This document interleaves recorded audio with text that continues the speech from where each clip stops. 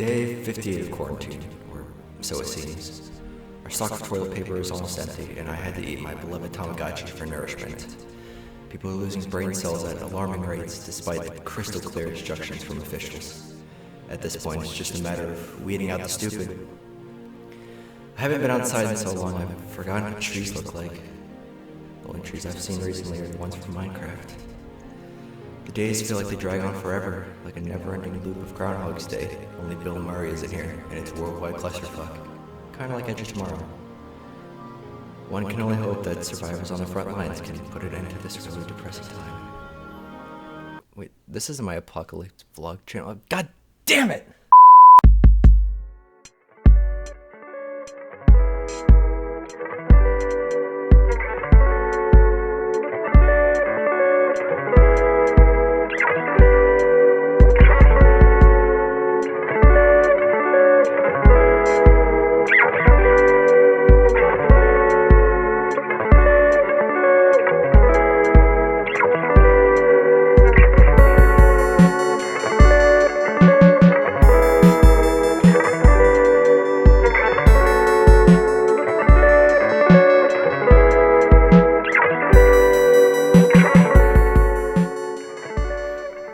Welcome back to the DisOrganization podcast, where we throw around random topics like spaghetti and hope it sticks to the wall.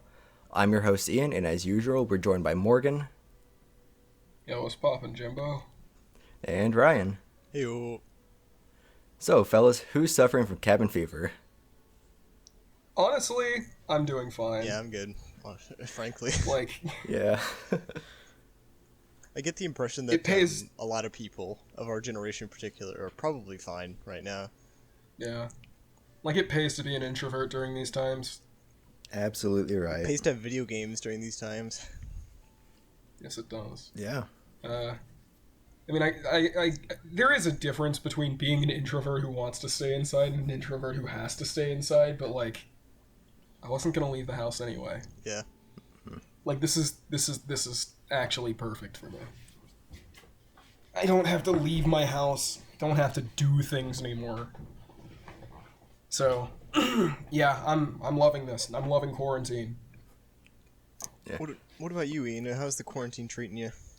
Things have been going kind of smooth, just getting things moved around, people moved back in due to random issues, but other than that, everything's going pretty smooth.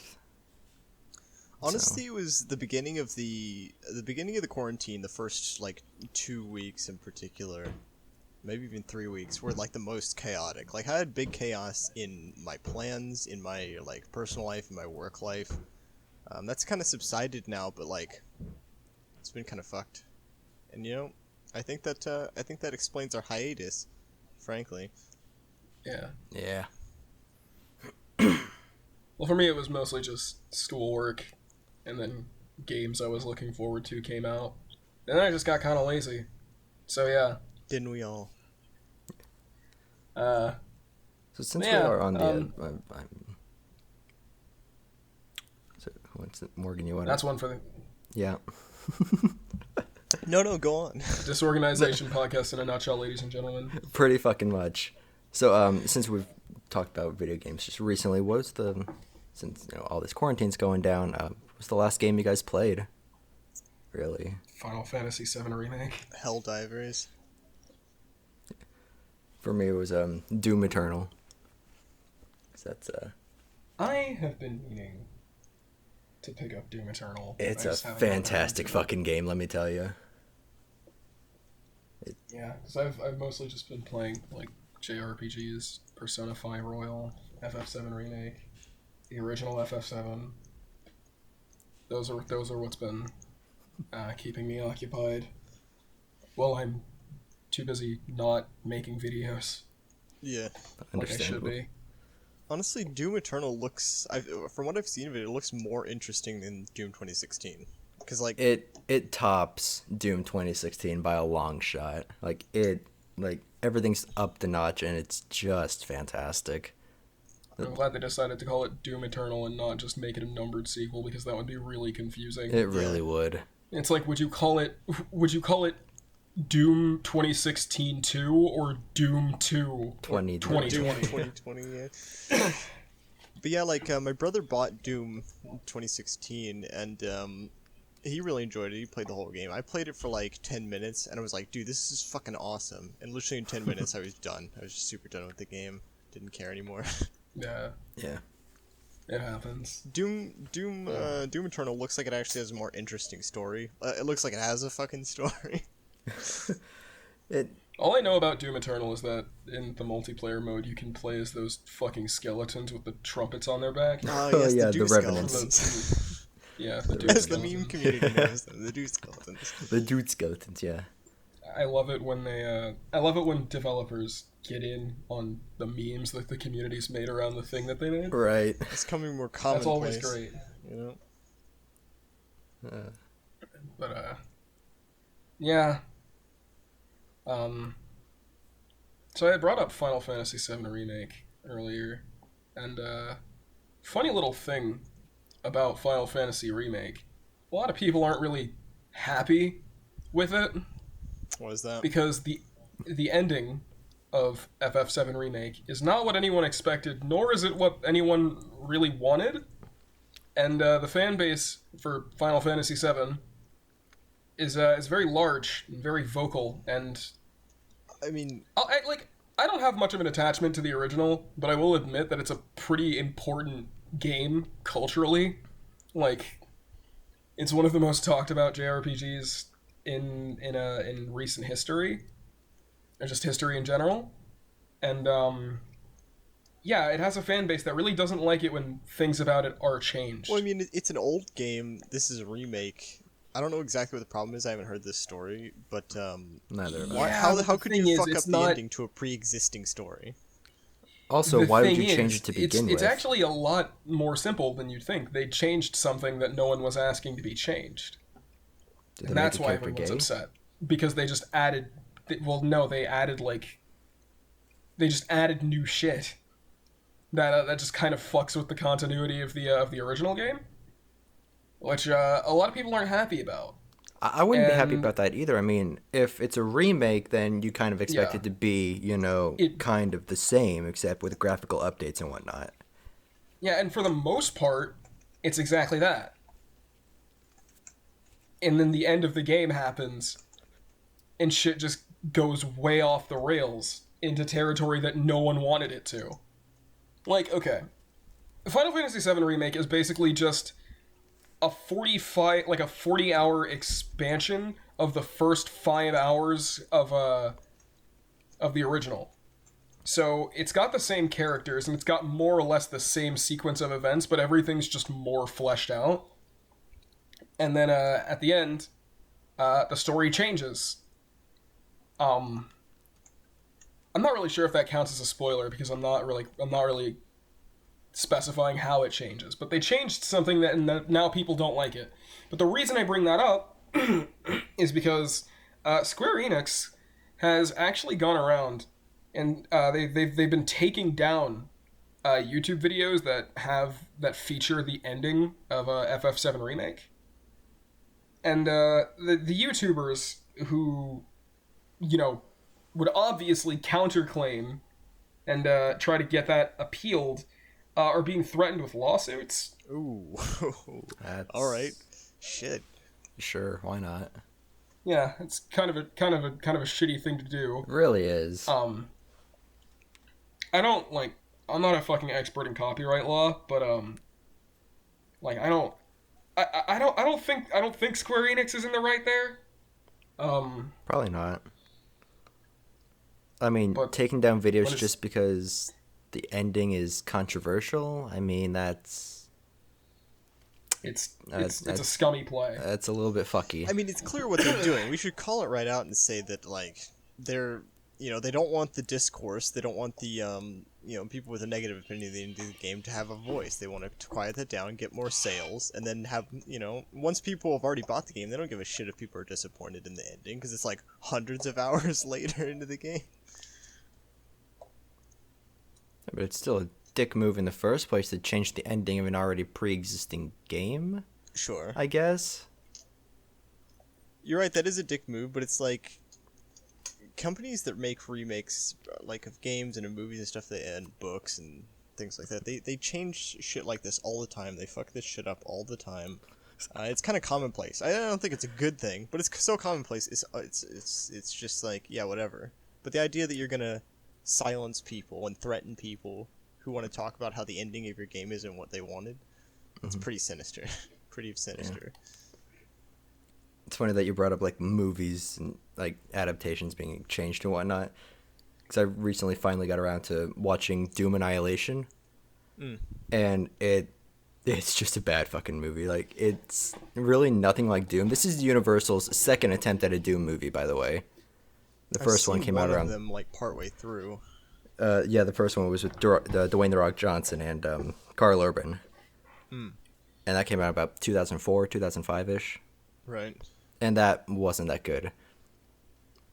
Doom Annihilation comes around and it just blows that movie out of the water with its stupidity and just downright just badness. Yeah, I haven't seen either, so I can't really weigh in on that. I mean, granted, I haven't seen the Hollywood first video Doom game either, but I'm pretty adaptation. sure that it doesn't coincide with the other one. Well, the thing is, like, the original Doom games were designed to be just over the top and hardcore and blood and guts and Right. cursing and all kinds of shit like that. So the idea of that making it into a mainstream film, AAA film, isn't going to happen. Like, even if it's in the original script, there's no fucking way that's making it to the end cut. That type of stuff. So, Right. of course, Doom is a prime candidate to get a screwed up movie. You know? Oh, yeah, absolutely. Two, might I add. And it's like, it really shouldn't be that difficult to make a Doom movie, but, you know, Hollywood's like a bunch of has-beens washed up, and just like, it's like, they don't know exactly what the people want necessarily. They're like, hey, you know, let's add some other elements and add slight nods and slight gags or whatever from the games. And like, hey, maybe they'll appreciate that. I'm pretty sure that's not how it works. We've talked so many times in this podcast about how out of touch the people who make these decisions are. I don't know exactly who these people are, but holy shit. They keep fucking this shit up. Yeah. It's incredible. Focus testing, man. It's never good. It never works. It never works when you're adapting something that already exists. It's like trying to Right. use social science to make a movie instead of just being an artist. Yeah. You know? You can't Right. appeal to everyone. It is not possible, and they keep trying, and it just keeps getting worse. Yeah, like if you're going to buy the license to an existing property, there's no point in doing that if it doesn't already have like somewhat of a fan base. So just focus on appealing to those fans who you know will be in the seats day one, instead of trying to appeal to everyone and end up appealing to no one as a result. Oh, yeah. Yeah. Hey, somebody told me that, when it was revealed that Hugh Jackman was going to be Wolverine back in the day, when that first started up, as Hugh Jackman as the face of Wolverine for a long time there, fans would come up to him and say, "You better not fuck this up. You know, it's my favorite character. You better not fuck this up," which is kind of unfair on Hugh Jackman because he's not really in control of that. It's a Right. lot. It's down to the script and the direction mostly if they fuck up the character. So Right. he lucked out on that. He's a good actor, and he lucked out on not getting a terrible script handed to him. But I mean, But that idea of just like the fans know what they want when there's a pre-existing media for these characters, for these stories, and you can't just tamper with it. Well, I think I think the audience needs this. I don't care what you think the audience needs. You know, the audience knows what they want. This is entertainment. It's not some, it's not some healthy meal you're supposed to dole out the proper amount of nutrients in, and force them to swallow it. This is entertainment. You give them the fried chicken. If they want the fried chicken, give them the fried chicken. yeah, it's like, God, what was another really bad video game adaptation? Mario Bros. Movie? Okay, well, I Besides that- struggle to call that even an adaptation of anything, because it's just its own thing. Like, it has nothing to do with Mario. Yeah, you're right. I always love, like, it's really funny to me when you watch some of these ridiculous adaptations as their own separate thing in your mind. If you separate it off, it's actually not too bad most of the time. Yeah. Because they know the formula of a movie. Like, at the very least, they know the formula of a movie. It's just they can't adapt anything with any success. Right. I mean, look at Last Airbender. Oh yeah. I was just about to bring up Last Airbender. I watched Last Airbender when it came out in theaters. Oh, dude, so did I. Same. So we've all suffered. The thing is, when that movie came out, I was too young to understand why it was so bad.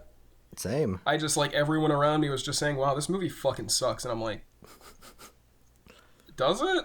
When we were walking out of the movie theater, my dad was like, yeah, it was kind of lackluster. Yeah. And he doesn't watch any of that shit. So it's just like... Yeah. It's just the thing was that, like, back then, I was also too young to understand why the Last Airbender, like, the show, was as good as it is. And yeah, like, we loved it back then. Oh yeah. We had to learn things in order to really appreciate it as much as it could be appreciated. Yeah, because, like, back then I was just like, oh, Aang's beating up the fire lady. Cool, that's awesome. And now I'm just like, wow, these characters are really well written and shit. And, yeah. And then, as an adult, well, not even as an adult, like, I went back to watch the Last Airbender as a child with a slightly more developed brain, and I fucking hated it. Like, fucking, they can't pronounce their names right. Appa looks like a hero. Oh god. Like, it's not like it's a written format. I mean, I know the manga exists, but, like, the anime exists where they actually pronounce the characters the way that the fans are familiar with. Yeah. Right. So that you can refer to that really easily. They don't have to reinvent the wheel. That's what this is. Right. It's always reinventing the wheel. How many new wheels do we need? It's fixing something It's that like isn't broken. it's like they want to try something new. I see what they're trying to do, but it's a bad execution. Doing something new Trying something new is a risk, and they fuck it up every time. Their risk doesn't pay off, ever. Yeah, it's almost always a shit show. Yeah. I think the only exception in recent memory was the Sonic movie. Like, that changed definitely. a lot of things, but everyone just kind of liked it anyway. I think we're kind of in an age of people just kind of liking it anyway. I think the superhero movie age has ended, and we're now into just above mediocrity in movies, and people are coming out We've of the theater entered like, the age okay, I of, guess this is fine. This is fine, yeah. But, yeah.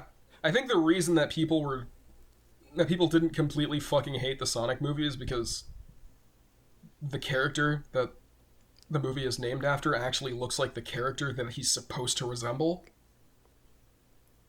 I think that might be a big part of it. Yeah. Also, that movie is just like, Probably. it's pretty harmless as a movie. I don't think it was, like, offensively bad. I don't think it was even bad in general. I think that's the thing. I think it was just okay. A lot of these movies, like, if you know what you're watching, if you know the original material, and then you understand this movie, if you're adult enough, I guess, to get the concepts, a lot of these movies, they really do just assault you with how fucking bad they are. They just insult you and your knowledge of the material. Whereas a lot of these movies coming out, they don't assault anything about you. They're just kind of there. Real Joe Biden of a movie. Like, Dragon Ball Evolution and The Last Airbender will be so much harder to sit through if you're a fan of Dragon Ball Z or Avatar. If you're just a person who doesn't know what either of those things are, I mean, those still aren't good movies, but you're probably not gonna have a fucking miserable time. It's still they're still both mediocre movies, but there's a different level of mediocrity if you're a fan of trash. Like, you don't have to sugarcoat it. When they make these movies, I've seen interviews, I'm sure you guys have seen them too, of the directors and the writers for these fucking movies, and they always say, well, we wanted to keep it open for new audiences who aren't necessarily familiar with the... Why? What? Who's gonna go out of their way to watch a Dragon Ball Z movie when they know Dragon Ball Z exists? They just don't care to watch the anime or read the manga. They don't give a shit about that. Why are they gonna watch this movie? See, Star Wars is a bit different. Star Wars has been around for a long time. I don't want to get into how the new Star Wars movies are shit. We just acknowledge that they are. Yeah. But the Star Wars has been around for so long. It's like a generational cultural thing, you know. So you take your kids to go see the new movies. That's just what you do. So of course you got to appeal to new audiences who aren't familiar with the original movies, you know. But Dragon Ball Z, really, Avatar, why? Why are you appealing to new audiences? There's no need. It's not going to get you any reasonably more amount of money, you know, because that is the point, of course. Yeah. Ridiculous. I will give this to The Last Airbender. It is a more faithful adaptation of the series of events in Avatar: The Last Airbender than Dragon Ball Evolution was for Dragon Ball Z. Granted, that's not very hard, because Dragon Ball Evolution was just as much an Avatar movie as it was a Dragon Ball movie, because there was fucking airbending in it, and they explicitly referred to it as airbending. I don't fucking understand why they did that. Why? Those are two completely different shows. You can't just steal a major concept from another show and just say that it exists in this world too. Also, effing chat for the guy. The same year? Or? I don't think they came out in the same year. They might have, but like, they came out pretty close together. They came out 1 year apart from each other. Effing chat for the guy who. The Last Airbender was 2010, and Dragon Ball was 2009. Effing chat for the guy who played Goku in that movie, by the way, because I think that movie just straight up killed his career. I mean, he was in an episode of Doctor Who maybe about 4 years ago, maybe. So it didn't completely kill his career, but, you know, still, maimed it. D-list, probably. Yeah, I don't want to get into too long a tangent about acting, but it's kind of a fucking thankless job within Hollywood, you know, where if a movie that you don't have control over does well, you're now seen as some god in some cases, or at least, you know, you're considered for more jobs in Hollywood. Right. If it goes really poorly, completely out of your control, if it's just like a shit movie you just happen to... That's why your only real control is over what scripts you pick up. But then if you're hungry, you know, you haven't had a paycheck in a while, you're just going to start picking up scripts, you know? It's not going to matter anymore. That's what happens with just, like a... It's a tough decision. That's what happens with like a lot of voice actors. Like, you'll see like these voices in major like big budget like games like from AAA studios, and then you'll see them in like an animated knockoff of like a DreamWorks movie. Oh yeah, I think the voice acting is a little different in that it's different in that sense. See a really famous voice actor, somebody you recognize the name of because they're so prevalent in huge name brands. If you go look up their IMDb, they've got thousands and thousands of tiny roles, one after the other, almost every day, of just little bullshit you've never heard of, some obscure video game or TV show or movie, you know? So they're unlike an actor, I think, where maybe it's oversaturated, but in the voice acting community, you're supposed to be able to do multiple voices. Typecasting is not as much of a thing in voice acting, and you do everything you do. You work constantly as often as you possibly can, and yeah, I don't know. It just works a little differently, I think. Yeah, but I don't think they're like worlds apart. There's definitely some crossover in how things work. There's some crossover, sure. I mean, it's all the entertainment industry, you know. Yeah, because I was rewatching the Full Metal Alchemist live action movie. Like last week or so. I'd only seen it once subbed, but I decided to watch it dubbed, and they brought back Vic Mignogna as Edward Elric, but his voice acting is just so much different than in the anime, because it just sounds like lackluster except for when he's screaming. Well, yeah, because that's what Vic Mignogna does best. This is true. Yeah, that's probably how he got Broly, but you know, nonetheless. I mean, it just seemed like there wasn't that same energy from the anime. It's pretty much the same thing as every other adaptation, so I'll bite my tongue. I mean... Just Broly's mouth is open more often than anyone else. Yeah, Vic Mignogna's typecast as Broly. That's his character type. The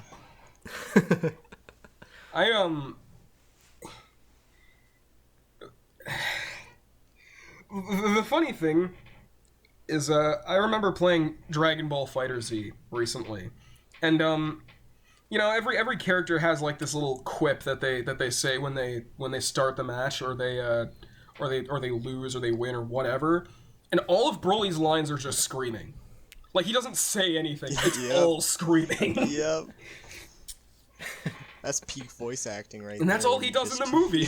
That's all he does in the movie. That's just all Broly's ever done. He doesn't talk. He just screams. And I actually feel bad for Vic Mignogna because he's gone on panel saying how much he hates playing Broly because it fucking destroys his voice every time. If you ever meet that guy at a convention, you just gotta it's Q&A. You just gotta you gotta grab that mic and be like, "Hey, so give us your favorite Broly line." Just gets him and leaves. Yeah. God. But fuck. What were we talking about before that? Dude, does it matter? Kind of just went on a tangent about adaptation. I mean, that is kind of what we do. You know what we could circle back around to is companies fucking over their consumers, because we were talking about that earlier with the Square Enix thing. Yeah, Final Fantasy. See, the thing is, that happens so often that I can't really give specific examples anymore. Well, we have what's it called? Oh shit, no, the other example we had was the Marvel's New Warriors thing as it connects to that YouTuber who was screwing over other YouTubers, and YouTube was going along with it and apparently helping her for some godforsaken reason. Suzy Liu? No, she doesn't have anything to do with New Warriors, I don't think. Oh, I connected that. I think that's just because they were next to each other in the topic list. Yeah, but yeah, I'm not really sure how to, like, start down this road of just taking the piss out of Suzy Liu, because she's a shit person. I don't think anyone can deny that at this point with, like, all of the shit that's out there about her. But, yeah, so basically, she's a copyright troll, is basically the core of the issue. And it started with like this one video of a guy playing The Last Guardian VR, and he basically took a clip of her reaction to a scene in that game, just as a cold open to the video, and she got all pissy about it and had the video taken down. She filed a DMCA claim against the video to get it taken down. Claiming that the clip that he used wasn't fair use, even though it was 20 seconds of her, 20-minute video. And his video was, a half hour or something. I'm just throwing numbers out at that point, but it was a very short clip of a video that was much longer than that clip.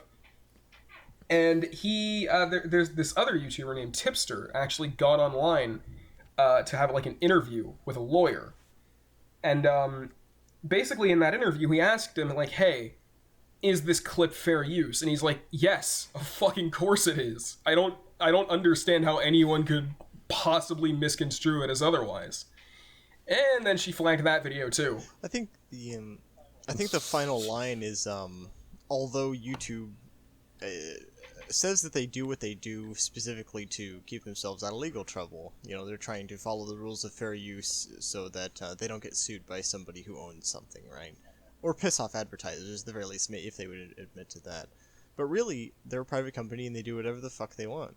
Yeah, even if that directly jeopardizes them as a company. Because what ended up happening is... Okay, Suzy Liu is a massive fucking hypocrite. Because she's a reaction YouTuber who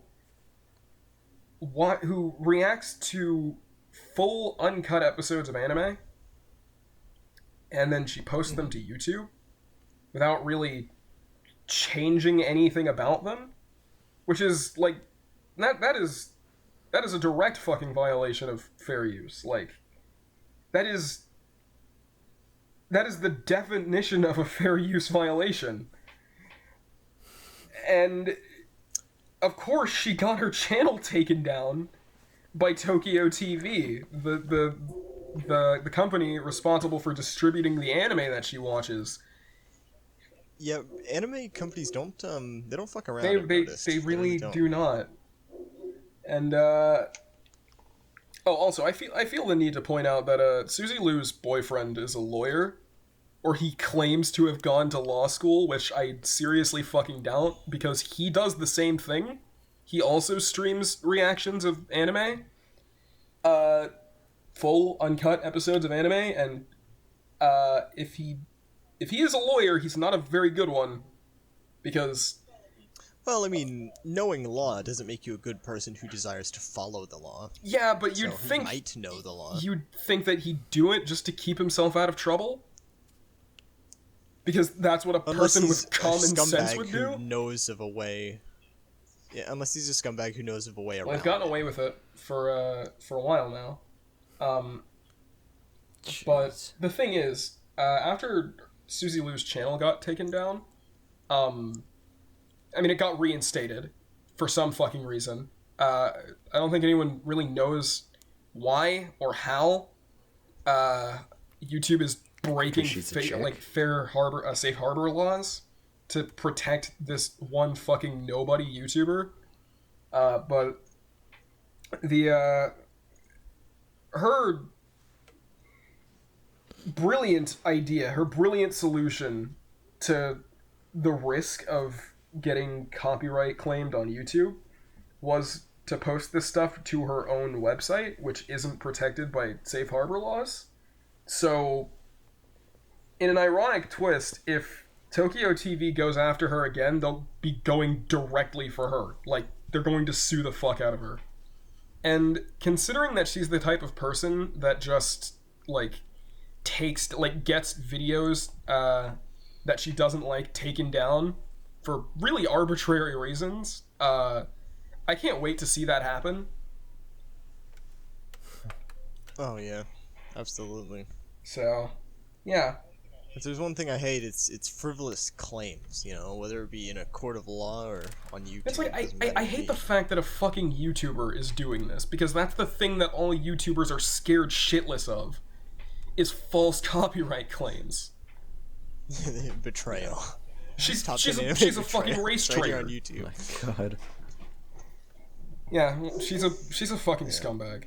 Absolute trash human being. absolutely. And her fucking cuck boyfriend isn't even better. Might actually be worse because he claims to be a lawyer and then he lets shit like that happen. Yeah. Yeah, that's pretty fucking Granted, I mean, they're a match made in hell, I guess. Granted, That's what we take he's from that. not the one getting those videos taken down.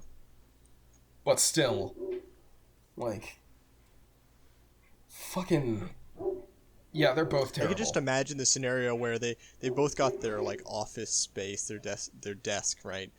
And like she's complaining about some bullshit, right? Where somebody's using a clip that's perfectly reasonable. She's complaining about it. Boyfriend leans over. Hey, you know you can just like copyright claim that, get it taken down, and probably won't get in trouble. Yeah. It'll just work. I Just like, damn, you're I right. think the internet's actually going to, like, unite in celebration. Like, people from all different walks of life are just going to come together when she finally gets sued to hell and back and just laugh at her and celebrate the fact that someone like that isn't going to be a problem anymore.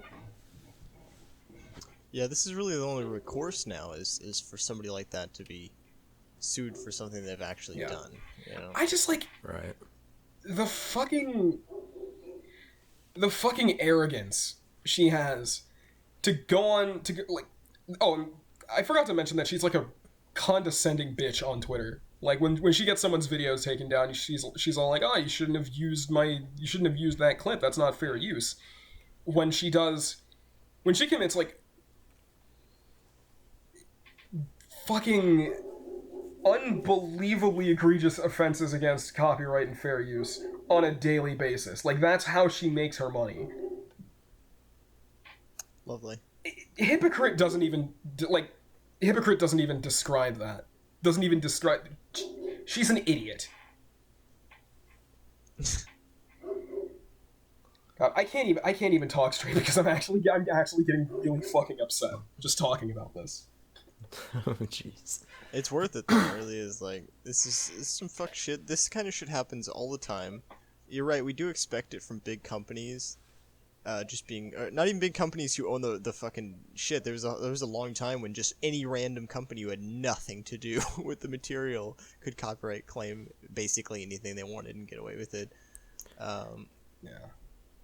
But yeah, now with this YouTuber, and I'm sure there's plenty of others. There's so many YouTubers online. There's plenty of others doing the exact same thing. Yeah. Just makes things harder for everyone. And I'm glad with this Susie Liu case, the internet's pretty much just unanimously decided to take the burn the witch angle to this whole thing, and that makes me really happy because I feel like Susie Liu just deserves to have the entirety of the internet against her because she's an awful fucking blight on the internet as a whole. So yeah, I hope she loses her channel. I hope she loses her ability to just make a living.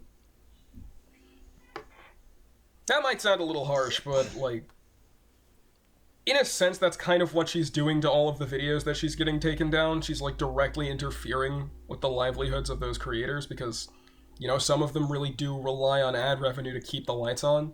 And I think just taking down a video because you don't agree with what they said about you is kind of a fucking bitch, spineless, cowardly move. Yeah. Gotta say, these statements don't even really crack the top 10 of hardline statements we've made in this podcast, whether they were jokes Piracy or not. is great, guys. You should do it more often. Piracy is great. Everyone who's listening right now needs to commit piracy if they haven't already. Download Torrent right now. Get Torrent running and get at it. What kind of pirate are you, Ian?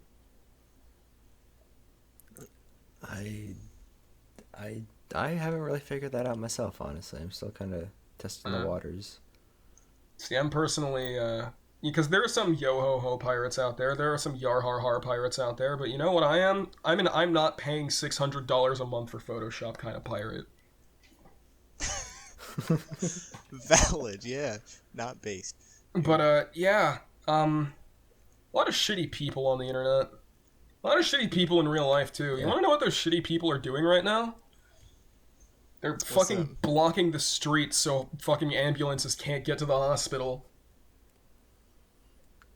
That's really stupid. Yeah, that doesn't I just want to touch good. on Operation Gridlock for a minute, because I feel like that's something that deserves to be mentioned. I feel like those are people that deserve to be mocked relentlessly. So in Michigan, there's this protest going on. I don't know if it's still going on. It's very possible. But there's this protest where people are like in their cars, they're blocking the streets because they're protesting against the stay-at-home order. And credit where credit is due, a lot of them are respecting social distancing in some way, shape, or form by staying the fuck in their car.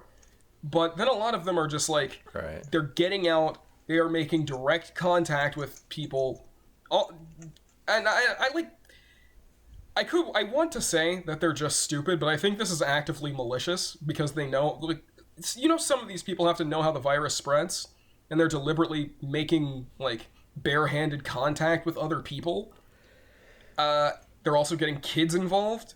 I heard at one point that they were passing out candy to kids without washing their hands, without wearing gloves or any kind of, like, personal protective equipment. And they're just, it's like they're deliberately trying to spread the virus as much as possible.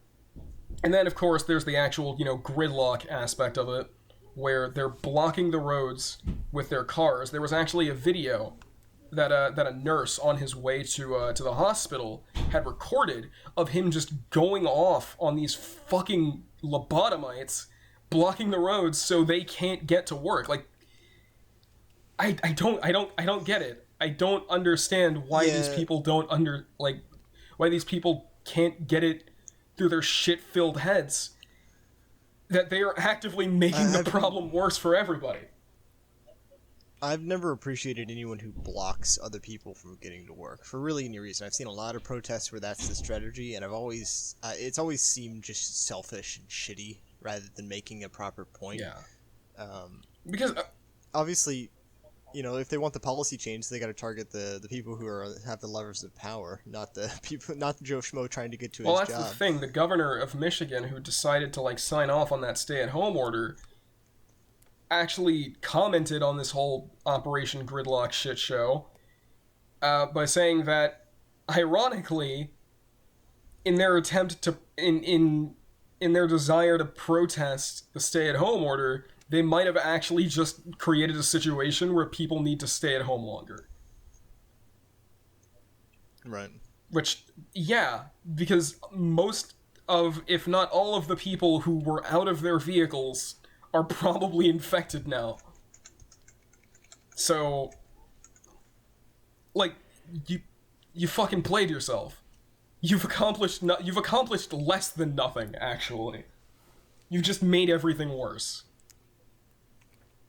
It really makes you wonder, like, what makes them think that, hey, this is a good idea. We're going to block off their way of getting to work and spreading this bullshit.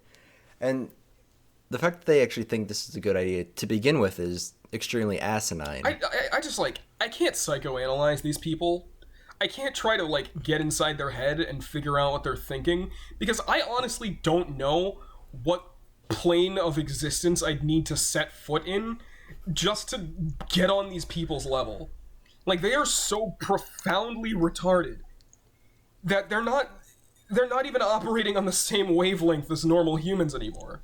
Like, common sense fucking bungee jumped out the window 400 miles back.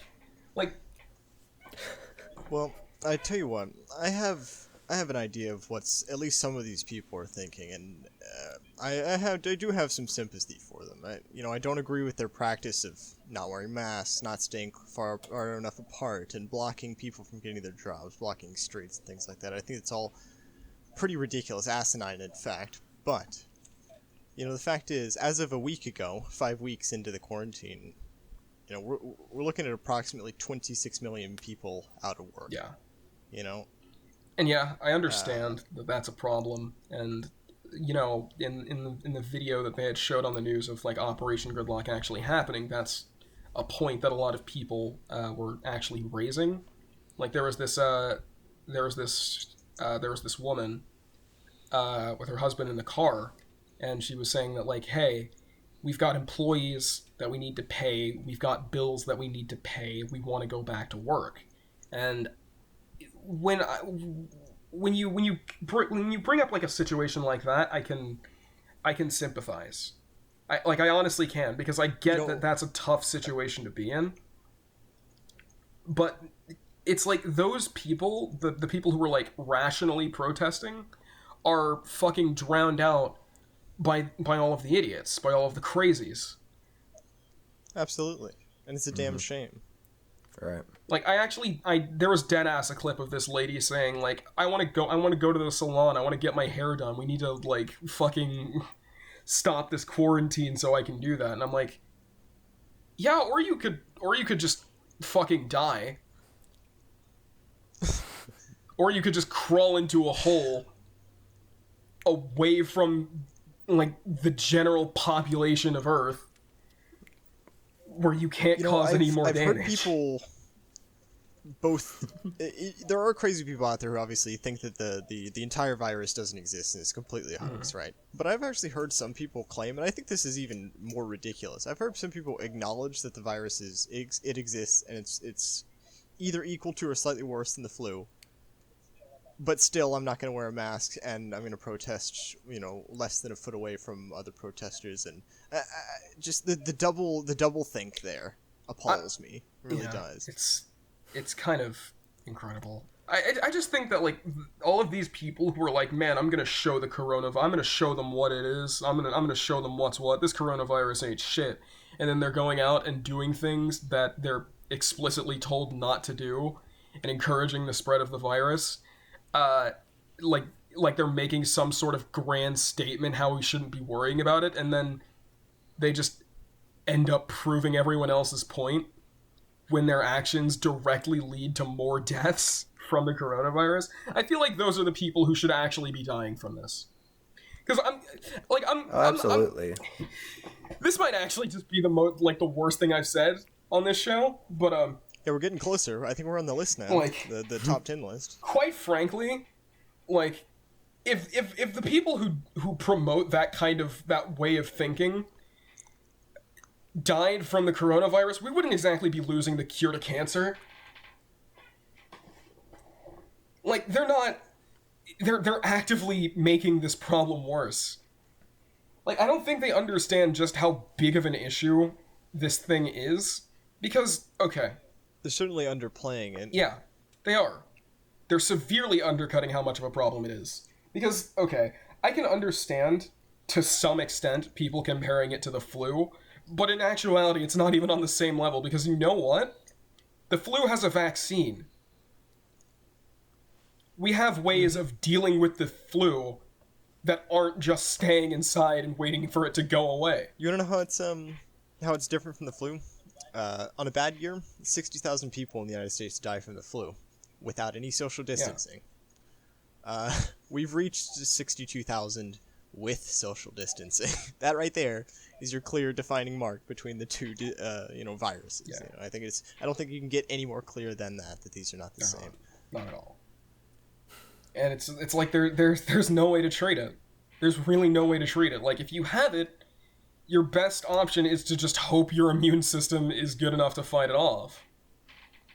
With the flu, there's a vaccine, and there's ways of treating it. And it's like, it's not a fucking death sentence like the coronavirus is for most people. Well, not most people, but... Well, yeah, pretty much just the elderly. As time goes on, more and more research has come out basically saying that a shitload of people, pretty much everywhere, got it and didn't present any symptoms, and therefore their life wasn't threatened. And then their body beat it, and they didn't notice. Yeah. But the older you are, the more likely you are to have symptoms, which then have a greater and greater chance to kill you the older you are and the more health issues you already had before you caught it. Yeah. I am going to play devil's advocate here, now that you got that out of your system, and I do think you made a shitload of valid points, because we can't downplay the deadliness of this virus, because it isn't the fucking flu. But I do tell you what, these economic numbers, they concern me. Oh, yeah. Because we haven't seen job loss this quickly or this extreme since the Great Oh, Depression. definitely. I've got to be honest, man, I heard about the Great Depression history class, and I've thought it was fucking impossible for that to ever happen again. Because what caused the Great Depression, there are rules in place that stop, a bull run stock market. And that was really the biggest issue. I thought we were impenetrable from a Great Depression. We just have a recession every few years, no depressions ever again. But this is ridiculous. Like, this is incredible, immense, and I don't think that should be downplayed just as much as coronavirus should not be downplayed. Right. They're both extremely concerning problems, but I think people are going a little overboard with this. Like, people are like rushing to get back to work. And I've heard a lot of people say that if we lift the restrictions, if we lift the stay-at-home orders too early, it's actually going to be even worse for the economy than what we're experiencing right now. And what we're experiencing right now in terms of the economy is already fucking awful. But, like, if people are too quick, if people keep doing, if people keep going down like the road they're going now, we're going to be in a much worse situation. Not just economically, but, of course, the virus is going to get worse as well. So... Well, let me just say 2 points. First of all, I want to warn both of you guys and anyone listening to this podcast that no matter how careful we are lifting the restrictions, there's going to be a bounce. There's going to be a bounce in deaths and infections. It's unavoidable, And people at the beginning were saying this might become a seasonal illness. As far as I can see, it's definitely going to become a seasonal illness. But eventually we'll have, a vaccine, and then it will be comparable to the flu, because we'll have an actual, mitigation against it. Something else I want to say is, last time we talked about the coronavirus in the podcast, we were talking about how people were rushing to buy all the fucking toilet paper. It was retarded. My explanation was, and still is, people do really fucking stupid things when they're scared. If people were that scared about the coronavirus and dying from the coronavirus, imagine how much more scared those same people are going to be when they haven't had an income long enough that they don't have money to buy food, and the food banks are empty because everybody is out of money for food. Well, I mean, then we're just going to be facing like a fucking Mad Max, every man for himself kind of thing. Oh, shit. I feel like there's only slight exaggeration. There would be rioting. In that situation, there would absolutely be rioting. Like, I don't know, just you two tell me, what is the longest you've ever gone without food? Water, fine. Longest you've ever gone without any food? 3 days. I don't know, maybe like a day and a half, maybe. Yeah. I mean, like, not necessarily like huge amount of time. Yeah, for me it was also about 2.5 days, maybe 3 days at the most. It's fucking intense. Like, just 3 days is ridiculous, Food is on your mind non-stop. Like, right. Eventually the hunger pain goes away, but your thinking about food never goes away. It just gets worse. Yeah, it's not a fun situation to be in. Imagine what a driving factor that's gotta be. When, not only, if you're a religious person, you fast, for example. The sensation of constantly wanting food is irritating. Being really tired and out of energy is irritating. But you know that at the end of your voluntary fast, you get food again. You still have food. It's not a problem. What we're talking about is a situation where you're involuntarily don't have food, and you don't have any idea how you're going to get any more. Yeah, I'd imagine that would motivate people to do crushing. Some really, absolutely crushing, really abhorrent shit. Absolutely. But we really do need a middle road here where people don't die of coronavirus and people don't die from trampling each other in the street over a fucking can of soup. Yeah. It's just that as this situation develops, I'm not really sure what that middle ground would be anymore, or if there's even a way to get there, if there is one. So yeah, this is kind of a shitty. This is like a really shitty situation for most people. This is the worst event in basically every living person's life. I think that it's probably worse than 9/11 because it's global. Yeah. There's not really anywhere you can go where this isn't like a thing. Right. It hit everyone. Even the people even the countries who say, "Oh, we have it under control." They don't. Sorry, Russia, China, and North Korea. You don't. Isn't China trying to say that Wuhan has 0 cases now? They are. They are trying to say that the epicenter of the virus has no cases anymore. They are trying to claim that. Wow, amazing. Mm-hmm. Great job, China. really clean that one up. In their defense, they don't have to really lie all that well to convince America. Because, other countries are kind of right when they say that Americans are stupid. Case in point, the Operation Gridlock thing. Yeah. It's like, hey, let's protest the virus by making it worse.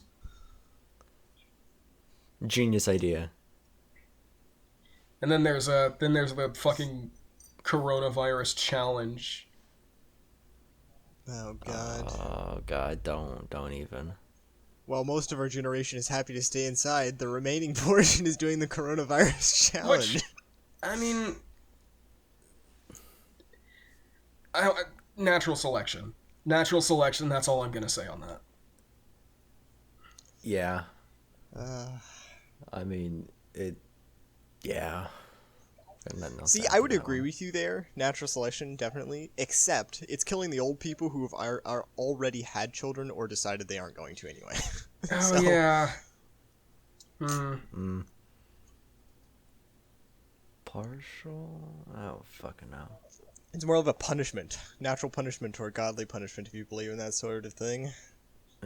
Which, I don't believe it's a punishment, but it's a funny thing to think about, certainly. I just, like... The people who are actually doing the coronavirus challenge, fucking licking toilet seats and, like, recording themselves doing it, and then going on to, like, lick fucking products in store aisles. Okay, I have only ever seen, like, the one video with that one person licking the airplane toilet seat. I've only seen that one video. I don't think I've ever seen anybody else doing that ridiculous fucking challenge. And that on its own is pretty bad, but there are people who will, like... Yeah, just the one case, just the isolated case is bad enough. I think just seeing that video and knowing that there are people who are doing similar things for the sake of clout Fucked up shit is like a cockroach. You see one, there's got to be more. It's just like there was one guy who actually just went through the store and licked a bunch of bottles of something. I forget what it was in the video, but he went into a store and just fucking dragged his tongue across an aisle of store products. And of course, his dumb ass got arrested. Thank God. Because we really don't need people like that. Just in public, just around other people. We need to... Okay. See, my idea of, like, a perfect world, of a perfect society, would be where we take people who do things like that at times like these, and we just banish them to Australia and see how long they survive. Oh, dude. I wish I knew what the name of that ideology was. Fuck. There's a Facebook group out there that agrees with everything you just said. Do you know what a cassowary is? I've never heard that It's like word. an ostrich, but it's extremely pissed off all the time. It's actually just a modern day fucking dinosaur, and they have those in Australia.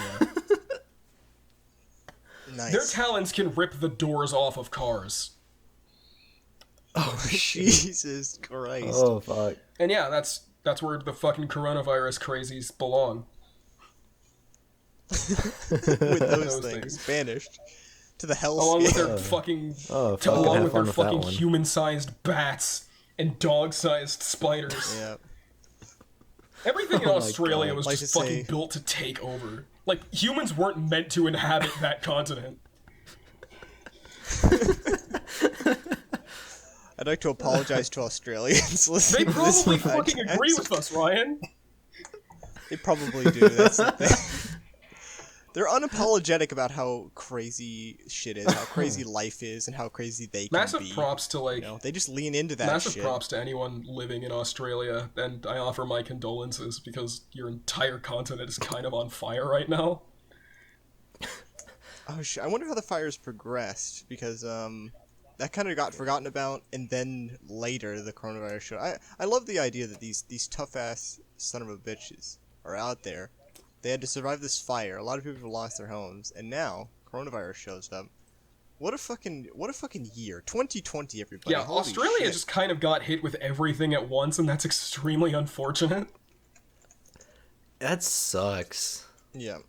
Like, this has just been a really shit year so far, and we're, like, nearly, like, out of April, almost into May. Yeah. And this is If God exists, he's on vacation. Either that, or he just hates us and doesn't want us to be happy. You know, I'd say a bit of both, but, you know, it's most likely he's fucking done with our shit, you know? I mean, I would be too, if I were him. It's like, what are these fucking troglodytes doing now? Leaking toilets? Oh, you know, fuck this, I'm out. No, they're done. They can have fun with this shit. It's... like, there are a lot of words in the English language, like, a staggering amount of ways to, like, express an opinion. And I need everyone listening to understand that none of them can properly describe how disappointed I am with our species and how we've been handling this. Hey, a quick interjection. Do y'all want an update on the fires in Australia? Because I just found a fairly recent Yeah, article sure, go about ahead. it. Sure. From March 30th. So Okay. their fire season, they have a fire season every year. It started in the summer and no, it started in September. Yeah. And then it ended in February when they got a shitload of rain, right? So it is over. You know, Well, there that's might good. be maybe there's still a fire here, a fire there, but the fire season is over. The major fires are out thanks to rain. Like the firefighters did their best damn job, but it took a ridiculous amount of rain to get rid of it. Killed 33 people, destroyed Shit. 2,500 homes, a wilderness area the size of South Korea, and 1 billion native animals died in the country. Those are some steep Damn. losses. Hot damn. Fucking hell, that is. So, yeah, it's just a great time, really. Man, props to Aussies. Props to fucking Aussies. Thankfully, it's Holy over. At least the fires Yeah, thank are over. Christ it's over. The fires. Yeah, the fires. Aussie got fucking hit Oh, with the man. double once whammy, the virus fires and lifts, the corona. we'll probably get invaded by aliens or something. I wouldn't put it past that. I fucking wouldn't, you know. We Hell, need to you get know, the party maybe a started meteorite early. will fucking. Once the fucking restrictions are lifted, we need that party started. And then we need to embrace the alien takeover. Apparently, You know, it's either that or after all this shit's over, somebody's gonna invent time travel and try to fucking fix this shit. just make it worse. Whoops. You know, probably. Man, I hate being pessimistic, but goddamn, it's 2020 now. Like this age of pessimism. Honestly, I just kind of like the morbid side of my brain just kind of wants to see how bad things can get. I'm at the laugh at the apocalypse stage. You know, I don't even, you know, I'm not even looking forward at what could happen. I'm just like laughing at what the fuck is going on right now. It's just like, what I'm the calling hell? it now. How? By How, November though? 2020, Pacific Rim will have become a reality. Oh no! They've been hiding the robots the whole time. They were just waiting for the rift. Dude, to if that open. actually happens, I'd be so fucking stoked. I'd join the military just so I can pilot a giant fucking robot. Dude. Hell Punch yeah. Godzilla in the face. Except it's probably run on, you know, Darling in the Franxx style controls. I don't. Okay, the Japanese robots would be doing that. I don't think American would be down for that. Really, I don't think most countries would be down for that. I mean, fuck. Even the Japanese thought the Darling in the Franxx piloting system was weird. They didn't. From what I Really? gathered, they didn't dislike it, but they thought it was weird. That just doesn't seem practical, honestly. It's like, yeah, you could pilot a... Alright, I'll fucking bite. What's the Darling in the Franxx mech pilot? Okay, so you know how in Pacific Rim, basically two people are in the cockpit, and like one... Yeah, it's like a psychic they have the tandem psychic thing. link, and then one person controls the left half of the robot, and the other controls the right half. It's fucking retarded. Okay. But yeah. Well, Yeah, I Darling in the remember that. Franxx, you say that's retarded, but Darling in the Franxx is like way worse. Okay, it's basically that, but the two pilots are doing doggy style. Oh. Why? Yeah. Why? Good fucking question. I have no fucking idea why. Right. Okay, who knows? I'm scared to ask, but who the fuck knows? Why? Also, it's typically like one pilot's a guy and one pilot's a girl, and the controls, like the handles are sticking out of the fucking ass cheeks on the girl's like suit. You know, we've reached levels of fan service that shouldn't even. I mean, it was possible. made by Studio Trigger, so that's not surprising. Like, yeah, that show's weird, and also kind of bad actually. Like, it's not a good show. That was the show popularized by one of the Kardashians, I thought, for the hairstyle, saying that they liked the hairstyle. One of the Yeah, it characters. was. And everybody was like, "Oh my gosh, she's bringing anime into the mainstream. We're finally going to be recognized as, you know, legitimate, you know, fans of media." And it's just like, and now this is what you're telling me, Darling in the Franxx is. You know, okay. That's This stupid. is what it is. Like the way the Frank's piloting system is designed is really just fuck off retarded. Like, I can't even put into words how impractical and dumb that is. It's literally just there for dumb fan service. But I think that when I said that Darling in the Franxx is like a bad show in general, I was a bit disingenuous because it was a genuinely good show up until the halfway mark, and then it fucking it just ran off the rails. It fucking D4C'd into an alternate universe where the rails weren't fucking there to begin with. It jumped the shark. Yep. And I can't even, like, explain why, because I don't want the entire rest of the podcast to just be me explaining why I don't like this dumb anime show where fucking giant robots are piloted by two teenagers having sex. Needed to get off the destruction of the human race, though, honestly. This is Well, I mean, the the best I destruction can of do. the human race is kind of like the inciting incident of that show, so we didn't really do that, did we? Oh, I tried, guys. I tried. But yeah, if Pacific I'm sorry, Rim Australia. does become a reality, I'd totally pilot a Jaeger. Fucking Evangelion. Evangelion, I've never watched Ava. I Like, I haven't watched the series, but I've seen heard like the very movies. mixed things about it. I've heard that it's pretentious. I've heard that it has its head up firmly up its ass at multiple junctures. I've heard that none of the characters are really all that good, and I've heard that the people who fucking worship that show like it's the second coming of fucking Christ aren't generally liked by everyone else. So I'm not really sure if I'm ready to take the plunge on actually, dedicating a substantial amount of my time on this earth as a human being to watching it. Like, I don't Understandable. I haven't met very many Ava fans, but I have met, like, a few, and Ava is literally the only thing they talk about. And it's grating. It's annoying. Yeah. And I mean, it's pretty annoying when anyone has a single interest that they fixate on, and they'll never talk to you Yeah. about anything and I understand else. that I'm... Even if you also enjoy that thing, you can only talk about it for so long. And I understand that I'm the pot calling the kettle black, or at least 14-year-old me would be the pot calling the kettle black if I had said that when I was 14, because I used to be that kind of person. But understand this, if I could go back in time and beat the ever-living fuck out of my past self for being a little annoying little shit, I absolutely would.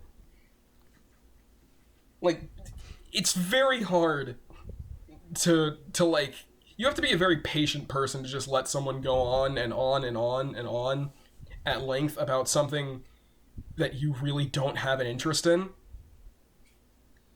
And oh wow, I just realized how much of an asshole I sound like. I sound like a massive come fucking on. dick. But because I understand that there are some people. All right, everybody, another extreme statement for the list. Don't fucking talk about what you enjoy. I Shut understand the fuck up. that if someone's passionate about something and they want to talk about it, like, that's perfectly fine. But just don't go overboard with it. Like, Don't bludgeon us Yeah. to death, please. it's not. You don't have to build your entire identity around this one thing. Oh yeah, I try to impart that to people that every person on Earth is capable of being extremely multifaceted, and I think they should be. But some people just they fixate on one aspect, one thing they like or one aspect about themselves, and that's their whole being, or they try to make that their whole being, and it's just it's always comes across as just really fucking. It's why I can't fucking stand Steven Universe fans, because a lot of them are like that. Oh really? The only one I know who isn't like that is well, it's Angie, but I don't know if I should actually say her name on the podcast. I'll probably just bleep it out in post. But Yeah, decide later, and it'll be bleeped if you want it. But yeah, she likes Steven Universe, but it's not the only thing she talks about. and that's like, that is not. She's the outlier. She's the outlier in the Steven Universe fan base. That's the problem. But I guess I can't really talk because JoJo fans are are very similar in that regard, and I consider myself a JoJo I've noticed fan. that, yeah. So I'm part of a community that does that exact thing. But see, I can take the moral high ground because I don't do that. I have one friend that I talk about JoJo's Bizarre Adventure with, and that's it. And even in that case, it's not the only thing we ever talk about. I just like the memes. I haven't watched. I also like the memes. It's the memes that got me into the show. The memes are good. I know just enough about the concept of the show. I've seen like part of an episode, and now I know understand all the memes, and it's the best position to be in. Honestly, not that JoJo is a bad anime. I think it's good, and I probably ought to watch it. But dude, the memes. I still can't. Okay, I've watched all of JoJo's Bizarre Adventure up to this point, like the anime adaptation, and I still can't decide whether it's good or bad. I think it's just weird, which, I mean, it does have bizarre in the name, so, I mean, way to keep it on brand, but, yeah, I don't know if it's actually a good show. It's entertaining, but I don't know if it's actually good.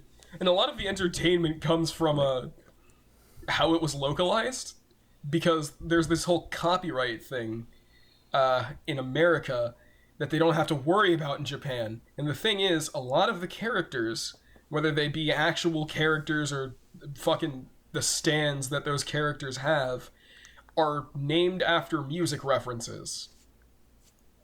Oh yeah, I remember being like told that once. Golden Experience, fucking King Crimson, Aerosmith, Metallica, Man in the Mirror, AC/DC, Cars. There's actually a character named funny how copyright Robert is a little E.O. wonky in Japan. Nice. Oh yeah, Speedwagon is a big name in the memes. Ironically enough, it didn't get changed when it got localized. I kind of thought that would be one of the ones they changed. Here's a funny one. So there was this one character in JoJo's who was named after a Michael Jackson song. I think it was... Fuck, what was it? Okay, well, I don't know which one it was, but the thing is, when they brought it over, they didn't change it to a name that wasn't a Michael Jackson song. They just changed the name to another Michael Jackson song. They changed it to Billie Jean. I just don't know what it was before. And then there's, like, Crazy Diamond, fucking... They only started really naming characters after music references in Part 4. Yeah, and Diamond is Unbreakable. Which... So that's like the main thing. It's like Shining Diamond became Crazy Killer Queen. Diamond. Yeah, And Killer Queen, that's Queen. Bites the Dust. Yeah. No, those are like two different stands. Well, they're all technically the same, but still. Bites the Dust is like Killer different, Queen's secondary ability, I think. Yeah. It's been a while since I watched Part 4. I vaguely remember it, but yeah. But yeah, I just like, the reason I like JoJo's so much is because I'll be watching a subtitled episode of JoJo's Bizarre Adventure, and they'll say something that completely, like the subtitles will read something that completely contradicts what I'm hearing. Because whenever they say a name, whenever they say the name of one of these characters that is a music reference, they actually say it in, like, horrible English, but it's still recognizable as what it's supposed to say, as what it's supposed to be. Like, but the that English sounds great.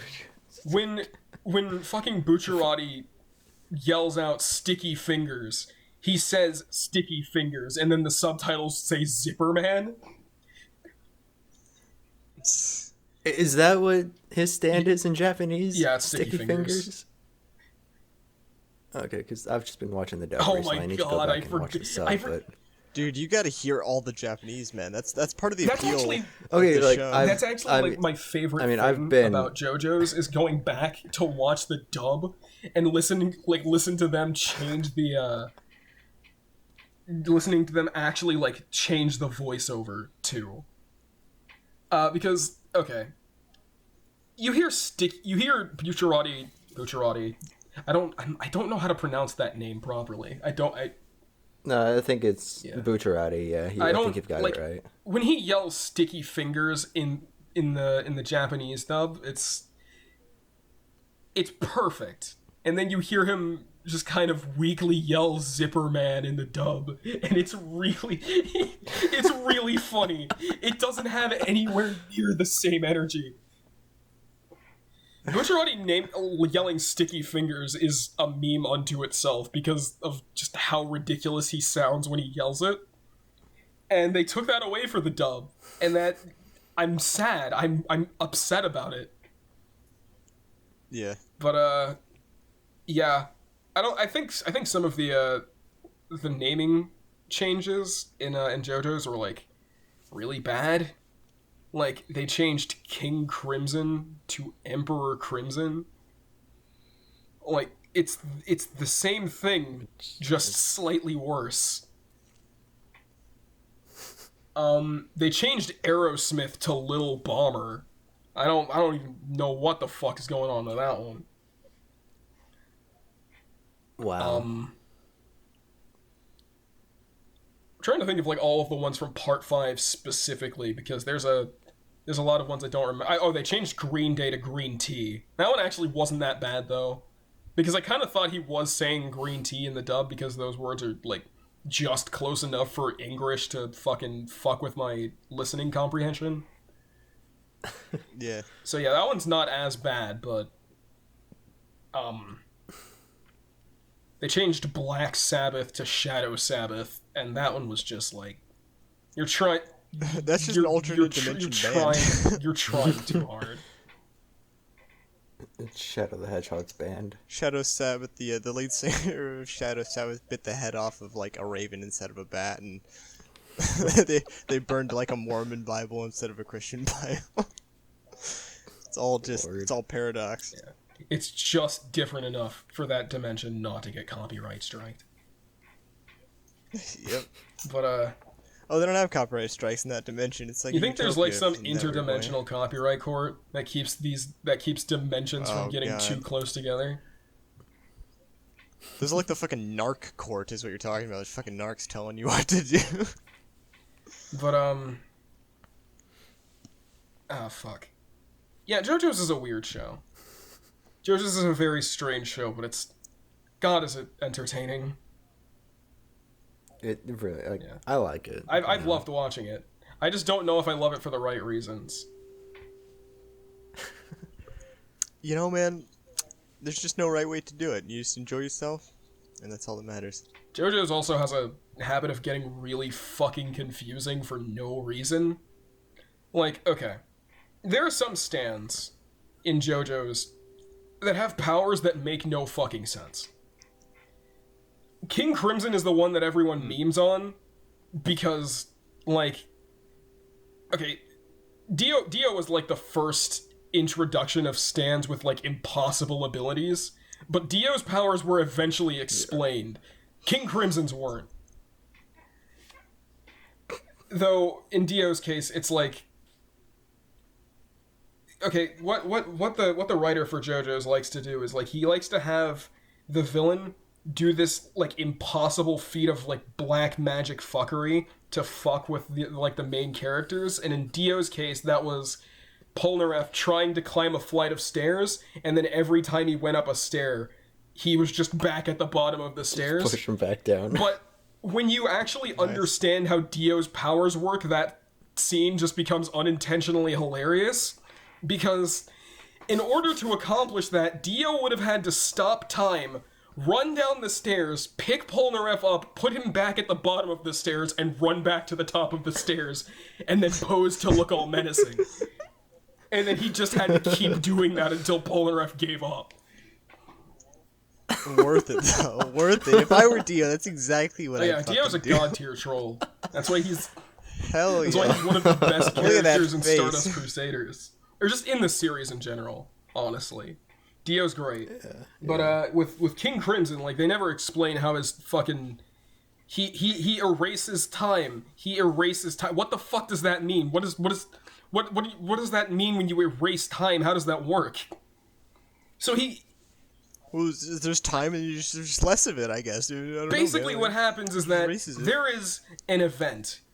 He basically takes the space between cause and effect and then he takes it out. So the cause and the effect are happening at the same time. That doesn't compute. No, it doesn't. It doesn't make any fucking sense. Okay, so, like, sometimes that manifests as cause and effect happening at the same time, and other times it manifests as the effect happening completely independent of a cause. Like, sometimes shit just happens, and you're like, oh, that's probably King Crimson up to his bullshit again. Up to his bullshit. Up to his cheat code mastery, you know? Just spawns in And some then there's bullshit. Fucking entering the Fucking Konami code. Dirty Deeds Done Dirt Cheap, which hasn't been in the anime yet, because I think that's part Part of ACDC. I think it's part 8 or part 7. No, Dirty Deeds Done Dirt Cheap is its own stand. Oh, what is it- it fucking really? I don't know if I'm remembering this correctly, because I haven't read part 7 or 8 or whichever part that stand was in. But apparently it's the stand of the President of the United States, whose name is Funny Valentine, apparently. But what it does is it takes... it can pull things from alternate dimensions and have them exist simultaneously within one dimension. I probably explained that very poorly. What? Here's the thing, side note. You mentioning that the President of the United States is in there, has a fucking stand, really makes me want to watch the show. And it's not just patriotism, let me tell you what. A lot of anime, I don't watch very much anime because I think the majority of anime takes itself seriously enough, but it's fucking ridiculous most of the time. And in that, trying to take itself seriously while being ridiculous, it becomes cringe. But JoJo is fucking ridiculous, and it fucking owns it. And that sounds it really absolutely entertaining. does. Just be prepared to watch a dog die every other episode, because that's like a running theme in that show. It's like, oh hey, here's a new villain. How do we show that they're evil? Have them kill a dog. Kick a dog. Kill a dog. Oh man, dude. Me and my brother were watching Powerpuff Girls when we were really little, right?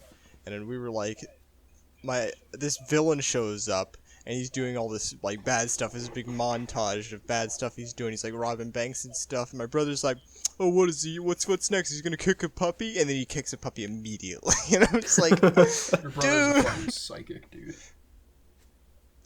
Hell But yeah, that Powerpuff Girls is actually like really fucking violent now that I remember it. Oh yeah, yeah, really well. Like, the Powerpuff Girls just straight up broke a dude's fingers, like all of them. Yep. Just I've heard- crippling people and just ruining them. Oh man. They probably like inadvertently killed a lot of people.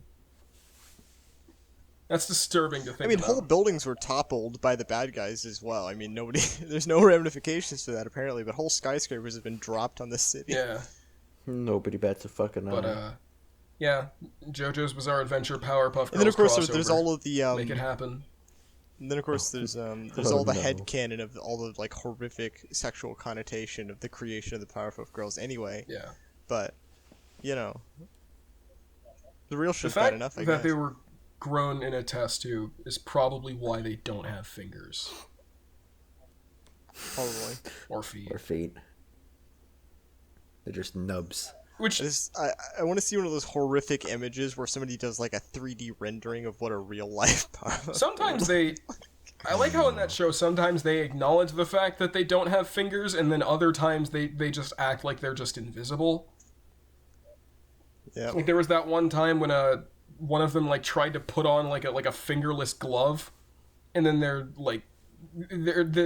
fucking nub hand just kind of divided into fingers. What the? Oh, the mental image. Oh yeah, no, it's cursed as fuck. God. Like that shouldn't have happened. That might have actually been more mentally scarring to me than anything that I saw in Invader Zim or shows like it. Oh yeah. But Oh, dude. I'm legit one of the people who avoided watching Invader Zim after like the first 10 episodes because I just like it was like too much for me. I don't honestly blame you. That I show fucking loved Invader Zim. That show goes places that I don't think a lot of kids were prepared to. Here's the thing, it was kind of funny. Like the screechy humor was kind of funny at the time, but I had to sit through a bunch of shit. Like as a child, I was like, I'm not enjoying most of this. Don't get me wrong, I loved that show. Like a lot. I still do. But there's something endearing about it, but if we're gonna go for like a slightly edgy, endearing cartoon, I'd have to give it to Billy and Mandy. yeah, same. I liked Billy and Mandy a lot more Yeah. than Invader Zim. Part of the issue is I never had an edgy phase. Like, I never did. So, you know, that kind of shit just didn't appeal. Yeah, I'm trying to, like... What exactly do you constitute as an edgy phase? They're just people who somewhere between 10 and 20 have a phase where they're almost edgy and dark for the sake of being edgy and dark rather than any sort of specific reason. It can originate in depression, but it doesn't always. And they're into like skulls and, you know, dark iconography and, you know, pagan iconography and black clothing for no fucking reason. They just kind of go goth because of reasons. Yeah. I never had that. Edgy phase. We were like drawing like blood and fucking skulls and knives and shit in your notepad all day instead of studying. I never got that far. The Yeah, farthest I got no. was just liking the color black. And that's pretty much where it stopped. same. That's still you Yeah, it today. is. I like the color black a lot. Dude, you still look really good in black though. Thank That's the you. thing. I don't get that a lot. I appreciate the compliment. I'm still popping my collar like a fucking dumbass though. My God. Well, like I think Oh, that's on I you, think man. I some can't help part you of there. my brain thinks it looks cool, but the rest of me is like actually moved on to confront the reality that it does not look cool. But you see, do we stay just- home a lot of the time, so I guess doesn't it doesn't matter. matter. You can pop that It doesn't collar matter. all you Most of the want. time I'm not wearing clothes anyway because no one's gonna see me. So yeah, Well, that works. ladies. Yeah, picture that. I mean, no one knows what I look like, so Smooth. I mean, I swear to God, if I look up our audience demographics, we're gonna find 0% female. what do you mean our audience demographic? We need to have an audience first. Those 3 people, all of them are male. I bet. Yeah, I'd genuinely be surprised if it was. If it wasn't. But, yeah, so on a completely unrelated note, did you know that the fucking Ninja Turtles and the Power Rangers had a fucking crossover comic series?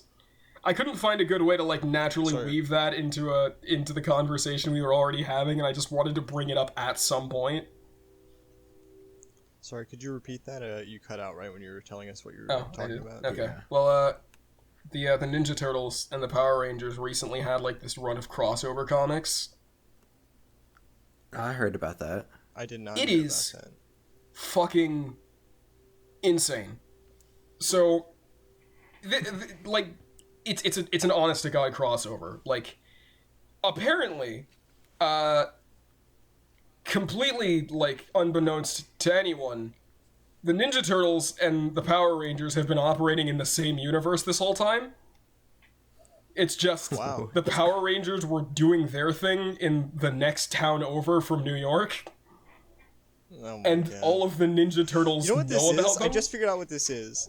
Because I was gonna ask this question of like, why are these two dead IPs doing anything? But that kind of answers They're itself. not. These two IPs are dead, and you can do whatever you want. Okay, the Mighty Morphin Power this is like Rangers the, are a dead IP. Like, they haven't been doing anything for a long time. Power Rangers as a whole is still kind of going, I guess. I don't know what the newest one is, but like, yeah, Power Rangers is still going, and the Ninja Turtles are also still going. I don't know. I can kind of feel. I kind of feel like they were in the same universe. I mean, I believe it it. makes sense to me. I mean, I was kind I'll of dig hoping for a Yeah. reference to how the Ninja Turtles and Daredevil also obviously take place in the same universe. Because that's what... Oh, jeez. It's the same city, isn't it? It really feels like the same Well, type no, of it's city. not even the same city. It's like the same sequence of events that gave Matt Murdock his fucking I can see with my ears powers is what mutated the fucking turtles. Like that same event of a blind guy crossing the street, tripping, and then spilling radioactive chemicals into the sewer happens in both Ninja Turtles and Daredevil. Like the exact same way. Why are you crossing the street with with radioactive material? I don't think Who he's does this? What kind of inefficient facility has like, oh, you gotta go across this main public road to the other building to dispose Yeah, of it? that's it. Make sure to put it in open containers and put it on a Yeah. tray. It's weird. But back to the fucking Power Rangers Ninja Turtle thing. At one point, the Shredder just like straight up ganks the Green Ranger's morpher and just becomes the Green Ranger, but he's also Shredder. What? Yeah. What? And then fucking Rita Repulsa What? forms like a temporary alliance with him because I mean now they're trying to get rid of the Rangers and the Turtles. And Where could we find this? I'm sorry to interrupt, but where the hell just is look up this? Teenage Mutant Ninja Turtle Power Ranger crossover. We gotta link this in It'll be- the description because somebody else needs to see it. Variant Comics is a YouTube channel that I found out about this from, and they basically did like a breakdown of the events that happened in it. So you don't actually need to read it for yourself. You could just go like watch that video if you want to like know what's going on. Yeah, we ought to support our fellow Yeah. YouTubers and link that video. That'd be pretty cool. It's funny that you brought up the that crossover because that brings up another comic crossover that happened recently. I don't know if it's actually happened or if it's still in the works, but Transformers and Terminator is getting a crossover comic. I heard about that at some point. I kind of thought that I was hallucinating when I saw that because I didn't think that was possible. And now I don't think anything's impossible when it comes to stupid comic crossovers because the Ninja Turtles, like the Power Rangers weren't the first thing the Ninja Turtles crossed over with. Like they crossed over with Batman before. They got Batman to say "Cowabunga," my guy. Nothing is Nice. sacred. I still have yet to see that. They That's gonna be a animated mainstay it. on our They made on an our animated. podcast. They made a I know, I know. DC animated TMNT movie crossovers. about I Batman know. I still have yet crossing to see over this with movie. the Ninja Turtle. I fucking love it. Oh, also, I kind of got sidetracked on the Teenage Mutant Ninja Turtle Power Ranger thing because there was one thing that I really wanted to bring up. Because after Shredder takes the Green Morpher, the rest of the Rangers got they got their shit mixed, and then all of a sudden they can't use their morphers anymore, so they just hand them off to the Turtles so they can do the fighting for them. Well, and April O'Neil, who was just like passing by at the time. So now all of the Ninja Turtles are actually just Power Rangers, and the last issue of that comic had them piloting the Megazord. Nice. I felt like a fucking child again while I was reading that. Because it's like... Yeah, honestly, not even implausible either. They've got the teamwork. It's what's funny about this is none of it feels like bullshit. That's just kind of strong armed Well, together. there was Feels this one really legitimate. funny moment where Raphael insisted on being the Red Ranger because he has the red bandana, and red is his color. And then that creates a situation where he's forced to drive the Megazord because he's in charge, technically. Oh man. So, yeah, that was... I fucking love crossovers like that. I want more of them to happen. Not like the fucking amalgam comics type of crossovers though, where they're just like taking two characters and merging them into something that no one wanted. Like, does anyone remember Dark Claw from the amalgam universe? That sounds vaguely Okay, familiar. But get I don't this. Really... It is a I don't combination of Batman and Wolverine. And his real name is Logan Wayne. What the? I'm sorry, what? And then there's Excuse Doctor me? Strange Fate, which is a combination of Doctor Stop. Fate and Doctor No. Strange. Oh no, Stop. I think Stop. Doctor Fate. I think Super America was a thing Jesus. at some point, which I don't think I Oh have to my- explain what that is. What the? I want you What to It's Superman. anyway. It's Do it it's anyway. Superman and Captain America. And then Oh, gosh. there's Spider Boy, who is a combination of Superboy and Spider Man. What the fuck? That entire it's All it's of an these are yeah, it's retarded. all dumb. It's I wanna all die really after bad. hearing None this. of these were good. And it failed. Of course it failed. All of these ideas were terrible. Yeah, it's a bad fucking idea. Almost as bad just as like New have Warriors, them- but still. Just have existing DC characters and existing Spider-Man, and it. I almost referred to the entire Marvel universe as the Spider-Man universe, which it might as fucking well be, because Spider-Man's honestly the only Marvel character I give a shit about.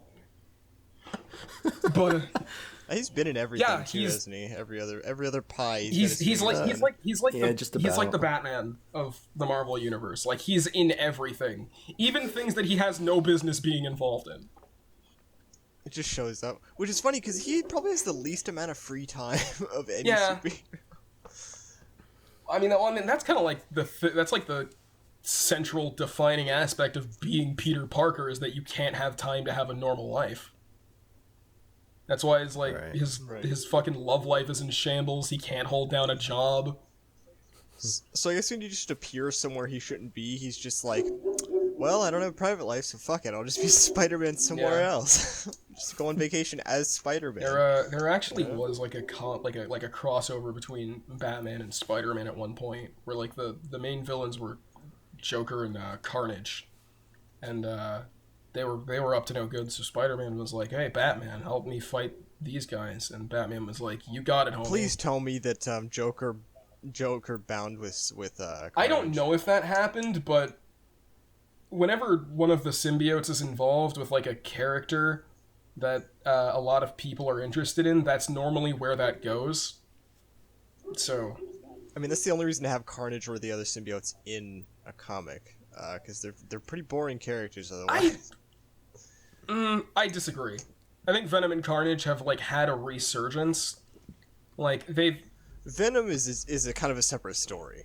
Venom is literally my favorite character in the kind of Spider-Verse. I think they've done a lot of cool things with Venom, specifically Eddie Brock Venom. Venom's character, by himself, he's an extreme anti-hero, worse than like the Punisher in some cases, where he's like what's the why can I not remember the name of the classic character, the flaming skull motorcycle Ghost guy? Rider? What the hell? Ghost Rider.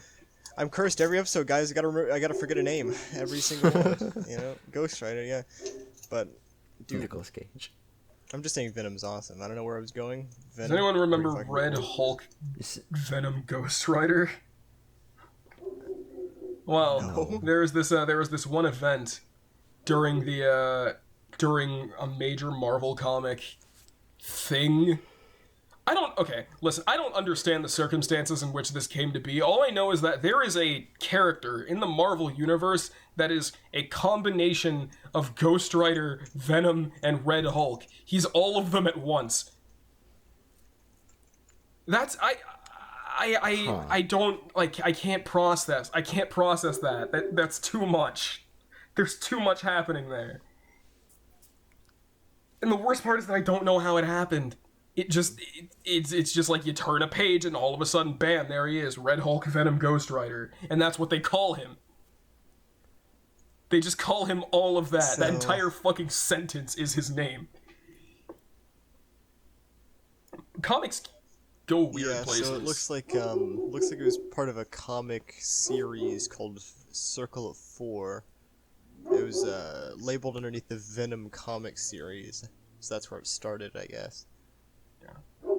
I think they've done some interesting things with Venom recently. Like just having the Venom symbiote jump to like different hosts before eventually coming back to Eddie Brock, because let's be real here, Eddie Brock is the only Venom host that people actually care about. I remember like at one point the guy Scorpion got a hold of the Venom suit and he was wearing it for a while. I can't remember his name, but I know he had it at some point. And then there was... We're not talking about Mortal No, Kombat we're talking Scorpion, about are we? Scorpion, the Spider-Man villain. Although, if there ever was a crossover between Mortal Kombat and the Marvel Universe, you bet your ass one of them would get it. And then there was fucking Flash Thompson got the Venom symbiote, and he became like a government soldier. Yeah, Agent Venom. And then there's Space Knight Venom, where Flash Thompson stopped being Agent Venom and then he went off into space with the Guardians of the Galaxy, and then he just put on like 50 pounds of muscle and got like twice as big out of nowhere. Hold on, so I'm like reading the wiki page and just the plot. I'm not gonna spoil anything, but this fucking Circle of Four comic is like really good. I love how the payoff sounds ridiculous by itself, but they actually worked really hard to get to that point. The writers, dude, this is good shit. Actually. See, it's easy to forget. It's easy to forget out. that Marvel can actually put out good stories with all of the shit that they've been peddling recently. Like that fucking that New Warriors shit makes my stomach turn. Like, Jesus. Oh, it's god God awful. awful is putting it nicely. I feel like that's too. It's a crime. It's a crime against God, it's a crime. nature, It's an atrocity. human decency. It flies in the face of all of it. It's real fucking bad. And It's a slap in the face of I just consumers. feel- It really is. Oh yeah, especially with like it's the amazing names. It's how like this doesn't even appeal to the people they were trying to appeal to. Like, Yeah. It's just like, hey, consumers, are you stupid? We think you're Hey. stupid. Here's some stupid material. hey, these twins are non-binary and their names are Snowflake and Safe Space. That's gonna go over well, right? People like that, right? I just Oh, in man. one of Sorry, their but in one of their character profiles they described someone as a meme obsessed super teen who was permanently jacked into the internet because he was exposed to his grandfather's experimental internet gas. What the fuck Internet is gas. experimental internet gas? What does that mean? What does that entail? One of them's practically fucking Dora the Explorer with a magical backpack from the Yeah, gods. and Apparently, she can't even control what she pulls out of it. God, that's so dumb. It's random and zany, guys. It'll make for a great story. And then the other one's, fucking Twilight Junior. Okay, B negative is probably the least would be the least offensive out of all of them if it wasn't for that line at the end, like that character quote at the end where it says like the world is a vampire and so am I. I'm like, shut your pale looking ass up. That character, that archetype of a character has existed for a long time. Yeah, and it's a bad fucking archetype. It needs to perish in the flames. But then Like, what I'm who saying cares is, if although Morbius it's gave not you his very good, blood? I think it's less It's- cringe. Because it's not born of this modern age. It may be cringe in a different way, perhaps. Yeah, that's why I say he's the least offensive out of all of them. But that doesn't change the fact that his name is fucking B negative. Yeah. It's like what's the villain? What villain are they fighting? Depressed?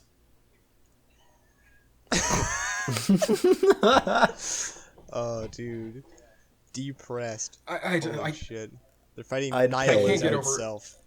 They're fighting the year I can't 2020. get over Snowflake in Safe Space. Like I think those are the ones that rightfully pissed everyone off. No, guys, I got it. They're fighting Donald Trump. This is where I mean, it's that all would going. be topical. See, I was Fighting thinking Donald that, but I Trump. wasn't gonna say That would it. be topical, and I wouldn't put it past those writers. With names like Safe Space and Snowflake, they've got to have like Donald Trump or like a fucking like Ronald Ronald Dump or some Dump. like fucking bullshit. Ronald Some Dump. fucking like knockoff bullshit where he's just an over the top version of an already over the top man in real life. Yeah, Fucking A. sometimes I'm confused when I look at Donald Trump. I'm just like, what is this really a person that exists in the same reality as me? Are we sure this is real, guys? Are we sure this isn't? Yeah, is just 2020 like, happening, guys? I fucking Honestly, wish it you know wasn't. what? I feel like people like Donald Trump and Alex Jones and fucking Gwyneth Paltrow. Yes, I'm putting her in the same category as those two because she's just as fucking batshit crazy as them. I Yep. feel like those people like that, people that think like them. I might as well throw Kenneth Copeland in there too because he's a fucking nut job, a very dangerous nut job he's actually. Batch. But Yeah. yeah, I feel like those people are possibly the best evidence that we are ever going to get that we live in a simulation. Because I don't think people like that could exist unless someone explicitly... You sound like one of those people who's just like, yeah, we live in a simulation and we're trapped and there's people outside the simulation. They're trying to warn us. They keep doing crazy shit. They're trying to warn us we're in a simulation. No, it's not even that. It's just that, like, I don't think people like this could exist naturally. Like, I don't think someone could become that without But the outside thing is, interference. they do exist though. They exist. I feel like they're just. I feel like they're just. I feel like they're Sadly. broken. I feel like they're broken bits of code that shouldn't have happened. It's like how the creeper was formed in Minecraft, where it's just a glitched pig, and they were just like, you know what we can do with this? Make it an abomination that ruins Minecraft houses and is a meme. That's an. Or or it's basically just like a Bethesda Yeah, game, you know. They're Bethesda NPCs that were corrupted by like a poorly implemented mod. Oh man. The new patch is a I mean, little I rough, would guys. if I saw Alex Jones motionlessly sliding across the floor for like 50 meters, I'd believe it. I'd say, yeah, that's him. That's just how he works. just hits a curb, goes into a jump animation, then comes out of it, just fucking T-posing again. I think you have too much. I think like you a have too much Gmod faith in server. Bethesda games. That's not how that situation would go down. He'd just move through the curve. He'd just be in the floor at that point. Right. Like he wouldn't Slips into a stop. building without opening the door. Ghosts are just man. glitched NPCs. Let me tell you what, guys. Do you remember a few years ago when people were saying, you know, I know this has been a really hard year for everybody, but it's time to turn over a new leaf. It's time for a new year. Yeah, I don't remember what year that was anymore because 2020 happened. Right. I think it was like 16 or 17. I don't know. I don't know what year that was. I like the Holy prevailing shit. theory among the meme community that the Mayan calendar, like the person who drafted up the Mayan calendar, was dyslexic, and they actually got the wrong year. Like it was actually supposed to end in 2021 and not 2012. Oh my god. They've got it. They figured it out. The new My God. end of the year. Into So yeah, the the world. new Mayan calendar. All this shit ends in 2021. So I always thought, I always loved the idea that, like, an ancient civilization that we don't really know anything about because we don't pay attention to any history, let alone now, knows the end of the world just because their calendar ends. Let's put all our faith in this and expect to Yeah. die. It's like, Sure. alright, guys. just like some fucking massive cataclysm just happens because they couldn't fit. They didn't have enough space to make the calendar bigger. They just didn't bother. They didn't bother to go past 2012 because they're living in, like, They ran. year, like, fucking, like, I don't even They know ran how out of long ago. dedicated Jesus RAM. Christ. That's why the world was supposed to end in Dedicated RAM. 2012. Should have downloaded more RAM, you know? They didn't have the correct DLC for it. They didn't have enough money for it. Thanks, EA. Well, that's why they eventually died anyway. That's why, because they didn't have the money My for the God. DLC. Can you imagine? You know? They ended their subscription. Their free trial ended. You know, the Aztecs. Can you imagine if EA was directly responsible for keeping the world from ending? Oh my I'd kill God. myself now. That'd be it. I'm not gonna wait for the Dude, the they'd glitchy make you end pay to kill of their yourself. server. Oh no! But Death shows up and he's just like, "All right, do you have the fee?" wait, what? Yeah, this is an EA run server. You need the death fee. your free trial of much is the existence death has fee? expired. But yeah. It's like you look. Either your only choices are non-existence or heaven, and heaven costs 400,000 USD. God.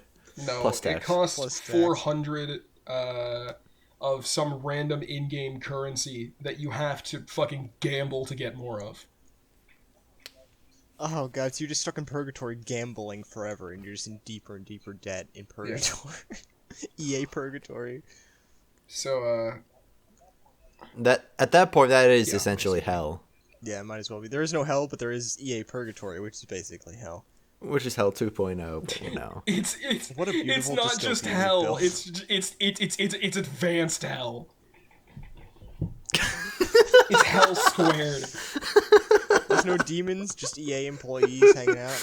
Yeah, EA employees and other saps like you gambling. I don't want to pin every Fuck. shitty thing EA's ever done on their employees. Most of them are really going. Do you think they're there of their own volition? No, they've got so much debt at this casino, they now have to Yeah. work it off. But That's how it is. yeah. You know, just like Shit. something fascinates me about the idea of the world just stopping one day. Like one day it's spinning and it's just like it just thinks to itself like, yeah, I'm done. And then it just It just grinds to a explodes. halt. Like fucking earthquakes, tsunamis, volcanic eruptions, all of it just happens at once. It's just like, yeah, I've had a good run, it's time. And then it just fucking implodes in on itself. For no good reason. Basically. Earth.exe is crashed. Unfortunately, Earth has stopped. Report bug.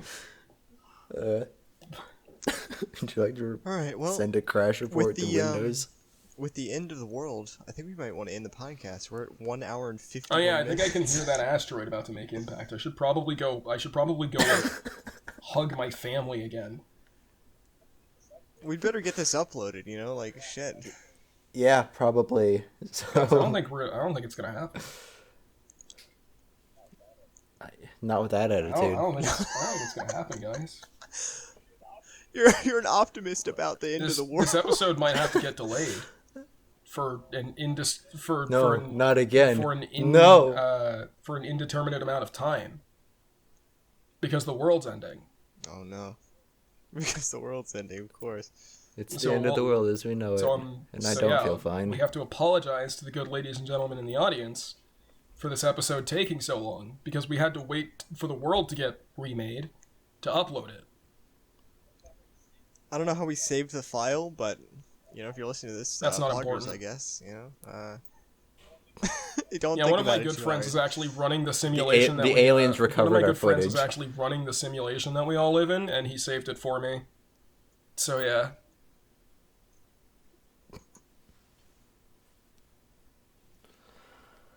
I just like to point out that Gwyneth Paltrow is selling bulletproof oxygen on her store, and I don't know what that entails. I'm sorry, what? Yeah, Gwyneth Paltrow's a fucking nut job, but we do have to wrap this up because I'm tired. Yeah, we probably should. We can So, bullshit gonna- about this next time. plug your shit, boys. Okay, well, I stream on Twitch at twitch.tv/SpecterYT, and my YouTube channel is just Spekter.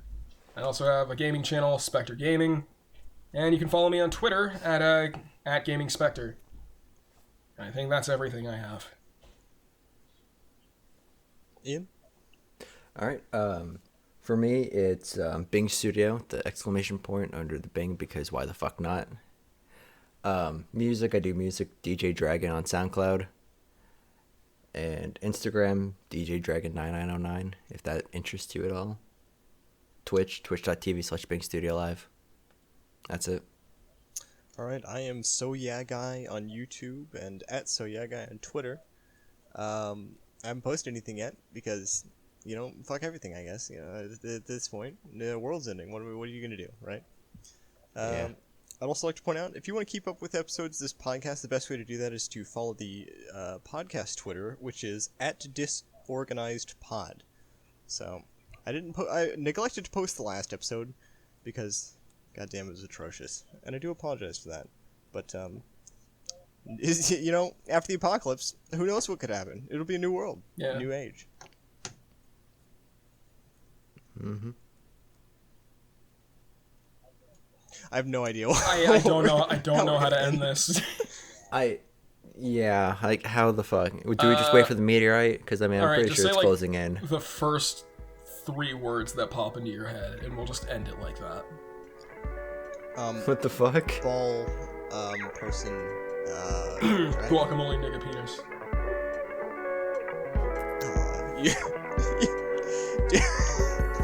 Alright then. Yeah, that's a good place to end it. Dude, final words before the apocalypse. Those are my last words before I die. God, I love this podcast, I tell you what. For better or worse.